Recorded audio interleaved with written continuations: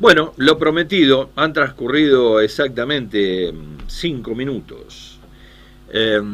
Así que, como viene la mañana, cualquiera diría que este sería o será un buen día. Será un buen día si no lee los diarios de ayer, o si ayer no leyó el diario. Pero bueno, no vamos a ser tremendistas. Seguro que cada problema tiene su solución. Y por lo tanto, cuando empezamos a mirar números, las cosas nos dicen de que hay algunas cuestiones que no andan demasiado bien o no andan bien. Claro, que lo que usted me va a decir a mí, que lo que yo le estoy diciendo no es nada novedoso. Es cierto, también no es nada novedoso los actores que hay en la economía y que siempre tallan de alguna manera en estos arrabales del mundo, donde Argentina, como siempre nosotros le decimos a usted, es un país dependiente, cruzado y signado por la fuerza, digamos, de la energía que aplican determinados sectores de poder como para que determinadas cosas sean como ellos quieren. Si no, hay que ver al presidente de la Corte, días pasados en AmCham. Lo que dicen algunos mercadistas, como que no importa si algo aumenta porque yo lo que hago es remarco, como aquellos que dicen de que si no se les tiene en cuenta determinado tipo de concesiones, porque serían concesiones, no es que son gente desgraciada que no sabe dónde va a ir a vivir, ni que no sabe qué va a comer por la mañana o por la noche.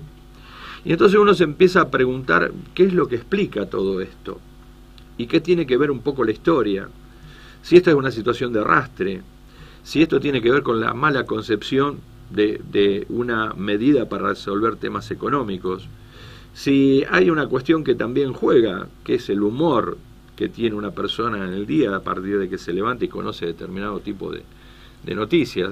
Hay muchas cosas para preguntarse. Lo que sí tenemos la certeza es que de la voracidad que tienen algunos, que fundamentalmente son los fugadores, aquellos que hacen la plata acá pero se la fugan, y son también a veces los que no reinvierten, porque hay algunos que sí reinvierten, no vamos a decir que todos son iguales.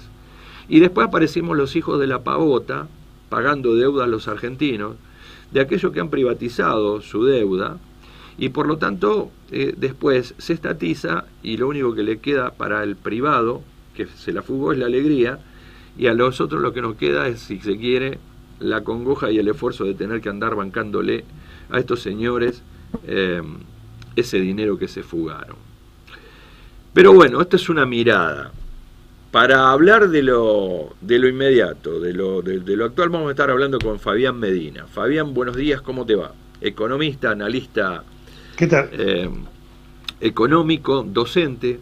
Y queríamos consultarte porque no sé si notás, oye, me parece que me levanté medio, y lo reconozco, ¿no? Lo reconozco. Pero, ¿sabes? Te digo por qué.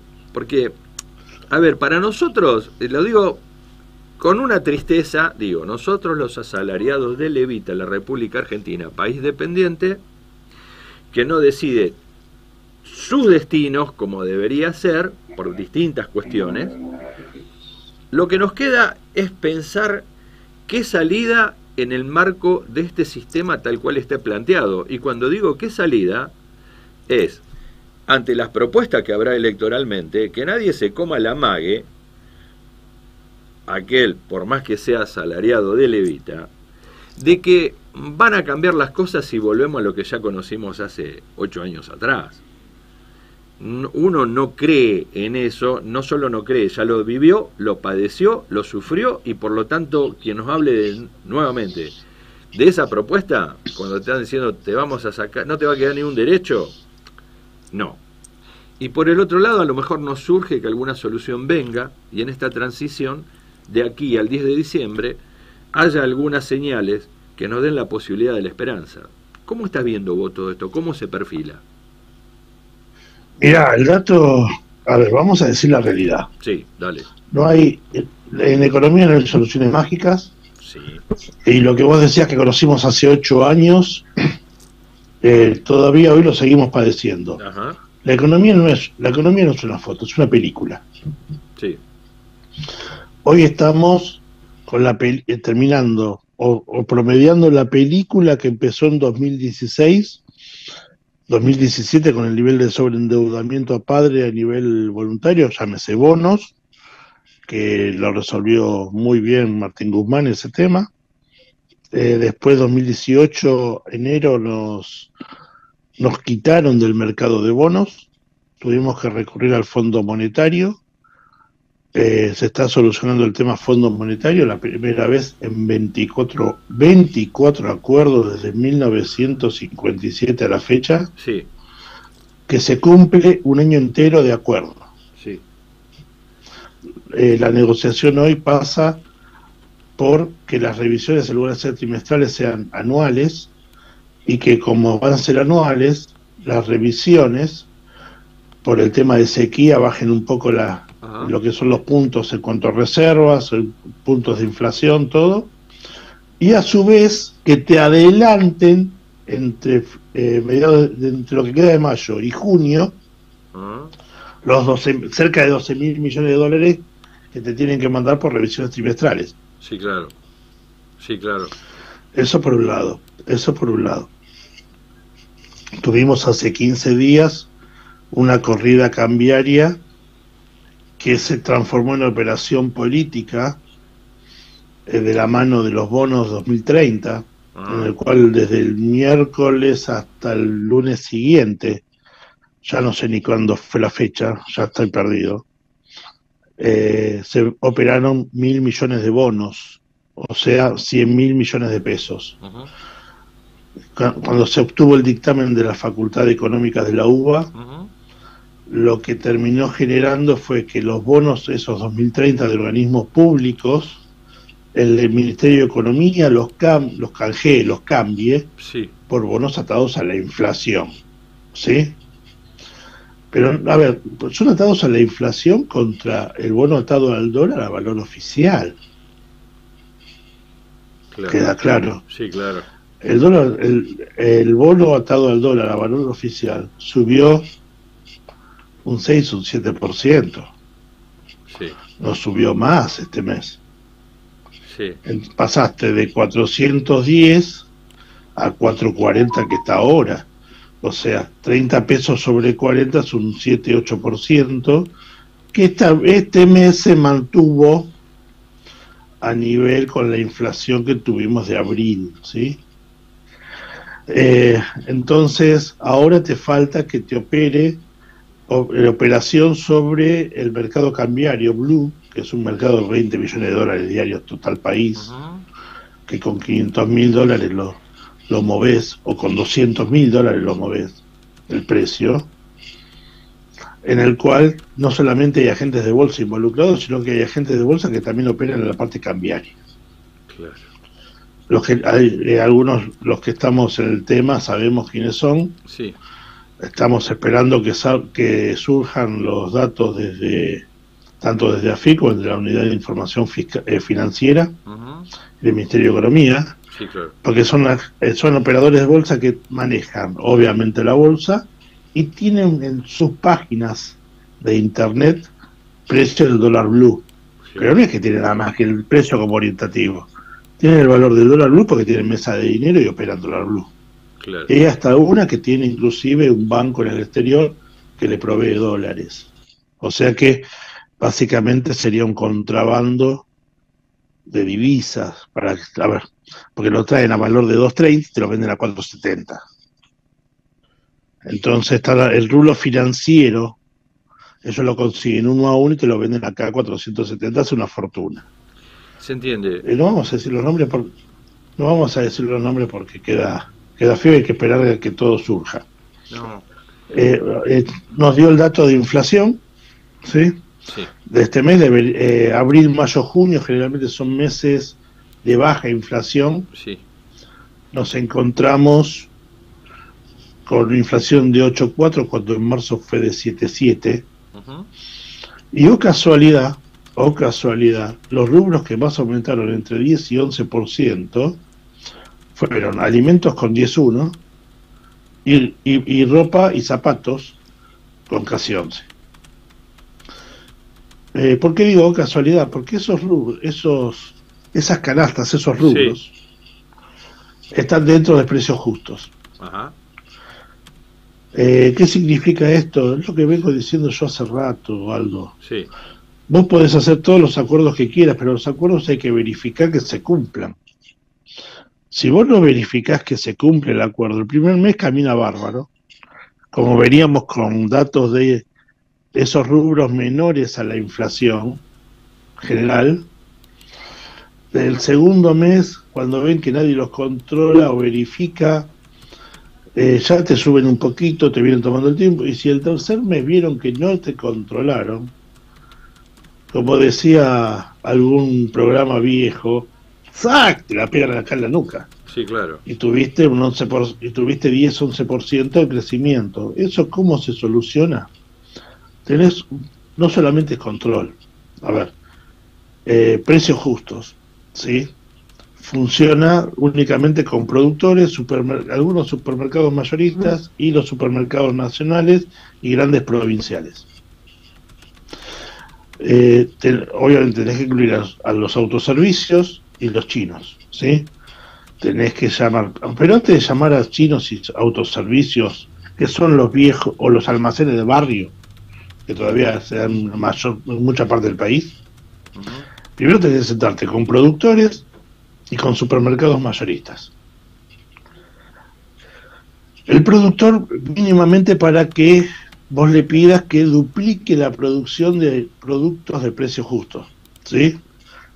¿Para qué? Para abastecer en forma posterior al chino o al autoservicio o al almacencito de barrio, ¿sí? Con el valor que le está generando al resto de los a los supermercados inmensos, ¿sí? Los nacionales y provinciales, como podría ser los que están ahí sobre Pellegrini, cerca del Hospital Clemente Álvarez, sí, que tenés un supermercado nacional. sí. Entonces, desde ese punto, tenés que duplicar la producción para que abastecer al mismo precio que a los supermercados grandes, Ajá. al chino, al autoservicio chico y al almacén del barrio. Caso contrario, que te digan que no, Ajá. que produzcan, tienen que producir un 50-60% más para abastecer al supermercado mayorista y que el supermercado mayorista tenga un precio justo mayorista. Sí. Para monotributistas y responsables inscriptos, ¿sí? Sí. En el cual tenga el precio justo mayorista, sea directamente un 5%, un 10% de diferencia, claro, con el precio normal. ¿Para qué? Porque si vos no le podés vender al almacén de barrio que va a buscar mercadería al mayorista al mismo precio que lo vende un supermercado común. Claro. Para que tenga una pequeña diferencia y que esa diferencia actúe como gancho. ¿Viste el kiosquito? Sí. El kiosquito no gana plata vendiendo cigarrillos. No. ¿Por qué? Porque casi no tiene ganancias con el cigarrillo. Claro. Lo que tiene, que el cigarrillo le sirve como gancho para vender galletitas, caramelos, chocolates, ¿sí? Bueno, en este caso operaría exactamente lo mismo para la venta del mayorista a los contribuyentes que son responsables inscriptos y monotributistas. Compra un 5 o 10% menos, lo puede vender, tiene un producto en el cual estableces un valor de referencia nacional, generás 60.000 bocas adicionales, y al chiquito le sirve como gancho para vender otros productos. Simplemente eso. Con lo cual, obviamente, después de eso tenés que generar el acuerdo tanto con Yolanda Durán por los supermercados chinos como con Miguel Ángel Calvete, ¿no? Sí, claro. Eso por un lado. Por el otro lado, sentarte en el CFI, Consejo Federal de Inversiones, donde se reúnen los gobernadores, sí, señor, con los 24 secretarios de comercio provinciales, firmar el acuerdo, sí o sí, o firmarse el acuerdo con el CFI, en forma directa, y después firmás un acuerdo con la FAM, la Federación Argentina de Municipios, Sí. que tiene los 2.350 municipios del país. Ujú. Lo firmás en forma directa con la FAM, en el cual todos van por la positiva de incorporarse, y aquel que no quiera incorporarse manda una nota escrita, firmada y rubricada ahí, con logo, en forma fehaciente a la FAM o al CFI, en el cual piden comunican que no están de acuerdo y no se incluyen dentro del programa Precios Justos, como determinó, por ejemplo, Pablo Hapkin, Sí. que Rosario no está incluida en Precios Justos, o Ujú. el intendente de La Falda, que dispuso que La Falda tampoco integra Precios Justos, haciéndose cargo cada uno de lo que pase con sus vecinos a nivel económico financiero, ¿no? Porque Se esto es una entiende. medida para que la gente pueda llegar y bajar. A ver, ¿con esto qué quiero decir? Después la FAM, el Estaría bueno. Consejo Federal de Inversiones, publicarán vía web quienes no quienes negaron la incorporación de sus municipios, de su provincia, al programa. Eso le da transparencia al programa y que la gente sepa realmente quién los está gobernando y cómo pretende que los gobierne. Ahora, ¿por qué los municipios no adhieren, no se los ve, cómo te puedo decir, afectos a considerar este tipo de situación? Porque piensan que ideológicamente Sí, es un tema ideológico. No van a hacer el caldo gordo porque están con la mezquindad política de cuanto peor mejor. se entiende, se entiende. O sea, especulación, mera Estás especulación hablando de un electoral. especulación política electoral. Sí, claro, de electoralismo puro y miseria para la gente. Son unos caras rotas, pero bueno, de todas... No les interesa, aclaremos que no les Ahora, importa el vecino. Sí, sí, sí, está clarísimo. Fabián, a mí hay algo que me preocupa y yo me pregunto, ¿no? Porque hay muchos organismos de Contralor y está este tema del dólar oficial y hay una gran cantidad de ejemplos por allí de la cotidianidad donde te arrancan la cabeza argumentando que el problema es el dólar. Esto siempre no digo que siempre lo hablamos, siempre se habla en muchos medios y uno se pregunta, esto sí es tan... ¿por qué hay esta necesidad de refugiarse en la idea de el dólar paralelo, que es ilegal? Ahí vamos. ¿Y qué están esperando desde el gobierno para ir a las cuevas y limpiar de arbolito Florida? Porque realmente esto de que llorar porque estos me hacen algo mal o estos hacen algo de forma tal que me perjudica mi proyecto, pero no hago nada. Es decir, cuando tengo la potestad desde el Estado, como le dicen, el ejercicio del poder de imperium para poder actuar y sacarme de encima todo este tema que supuestamente es el que tanto daño me hace. No lo entiendo. Ayúdame con eso. Primero, vamos a una realidad. ¿Viste cuando yo te dije que se dieron los primeros casos de agentes de bolsa? El primer caso fue Max Capital, ¿sí? De Juan Rodríguez Brown, que ya había quebrado un par de banquitos en la década del 90. Es dueño, junto con su primo Marcos Peña y su otro primo Miguel Brown, del supermercado. Sí. Pero también es un agente de bolsa que tiró la versión que Argentina la semana siguiente, cuando empezó la corrida, la operación política, devaluaba un 50% y no se sabía si quedaba el ministro.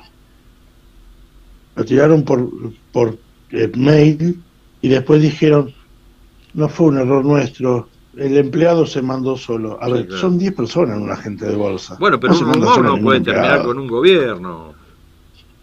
A ver, eso fue uno. El martes siguiente te operaron, fueron y allanaron otro agente de bolsa. Sí, claro. Y el miércoles siguiente, cuando el dólar se cayó de 4,97 a 4,74, Sí, claro. hubo cuevas que el martes a última hora hicieron precompras a 520, Dólar futuro. a 4, no, dólar al otro día, Sí, claro.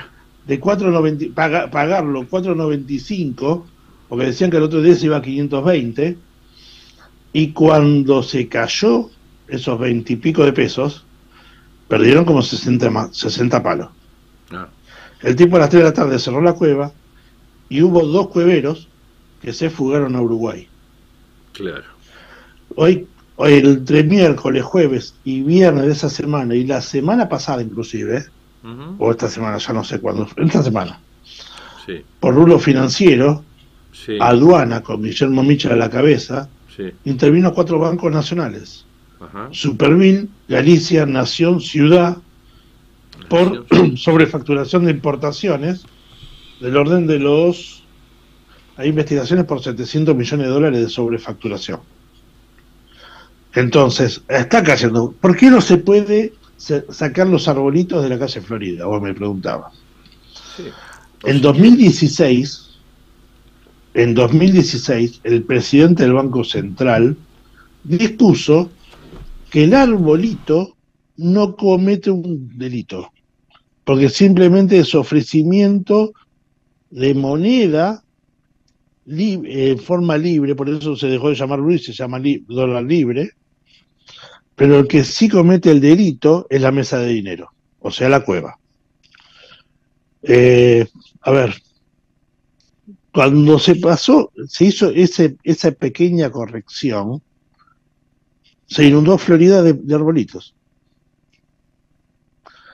Entonces, estos muchachos, con la excusa del libre mercado, te llevaron a una proliferación de lo ilegal. Es lo mismo que el otro, que te propone una dolarización, que no es dolarización, sino libre circulación de divisas. Sí, claro. Es inconstitucional, porque no lo digo yo, lo dijo el presidente de la Corte. Cerrar el Banco Central es inconstitucional, porque también lo marca la Corte. O sea que todo eso, para hacerlo, tenés que tener 180 diputados y 50 senadores que te lo aprueben para ir a una asamblea o una reforma constitucional, y sabemos que eso no va a pasar, ya está mintiendo la gente. Entonces después te habla de un dólar a valor de 3.000, 7.000, que no es una dolarización, sino que es una convertibilidad. Nosotros ya, a ver, los que pintamos canas, tenemos más de 50, ya vivimos el fin de la convertibilidad como nos fue. Pobreza de 60, número redondo, desocupación de 12, 14%, eso fue 2002. Ese mismo dato, más grave todavía, lo tiene hoy Ecuador, que dolarizó en 1995 con Abdalá Bucaram, y el filósofo económico de origen argentino, cordobés, Domingo Felipe Cavallo. El año pasado tuvo que pedir 5.000 millones de dólares de préstamo al Fondo Monetario, y hace 60 días pidió otros 1.000 porque no da abasto, tiene pobreza arriba del 70%, desocupación del 14%. Y tiene estallido social en forma constante. Aldo, estamos ante un trastornado que no conoce, ni siquiera quiere ser presidente, no conoce la Constitución Nacional, sí, claro, siquiera, y está completamente a favor de un estallido social. La anarquía, es el capitalismo salvaje de los 90. Se entiende. Pero que su familia vive del Estado hace 20 años. Sí, claro. ¿Cuál es el problema que tenés hoy, además de lo que hablamos de precios justos? Tenés que llamar a YPF, tenés que llamar a las energéticas, o sea, las compañías del gas, las compañías de luz, que YPF empiece a vender a nivel interno del país gas y combustible costeado en pesos, y desde AFIP, o desde Secretaría de Comercio, si querés, también lo puede hacer, emitir resoluciones o resoluciones generales en el cual a nivel interno todo lo que es combustibles se maneja por vía bancarizada, llámese, o electrónica, llámese tarjeta de débito, crédito, billetera virtual, transferencia. Y el precio del combustible y de la energía se cobra únicamente en forma bancarizada. Y las tarjetas de Argentina lo pagan en pesos, y la tarjeta emitida en otros países lo paga la promedio regional más los impuestos. O sea, 2.20, 2 dólares con 20, más los impuestos, que son casi un 100%. Y si vos me preguntas a mí, yo le pondría como, a manera de multa, que el impuesto se duplica en caso de tarjetas internacionales. O sea, la percepción de ganancia, la percepción de bienes personales, Sí. en lugar de ese 100% se va de 200%, con lo cual te vas a ir de 2 dólares con 20 a 6 dólares 60. Se entiende. O sea, no te va a venir más nadie a comprar combustible y lubricantes en Argentina porque le sale más caro que en su país. Claro. Claro. Eso es una medida. Medida 2, la parte de supermercados. Y la parte de supermercados puedes establecer exactamente lo mismo. Que todas las operaciones que se realicen con tarjetas de crédito internacional sufren la duplicación de los impuestos, llámese impuesto a país, llámese percepción de ganancias, percepción de IVA o percepción de bienes personales, se duplican y se trabajan con un dólar oficial. Perfecto. De 2.20. Perfecto. Entonces, a ver, y les va a doler, porque que vienen, compran, ya no es la mitad, es casi 3/4 partes, y vos le triplicás el valor, le pones un combustible más caro que en su país, y van a empezar a dejar. Se entiende. Lamentablemente, a ver, no es discriminación. No, es sí. Favorecer sí.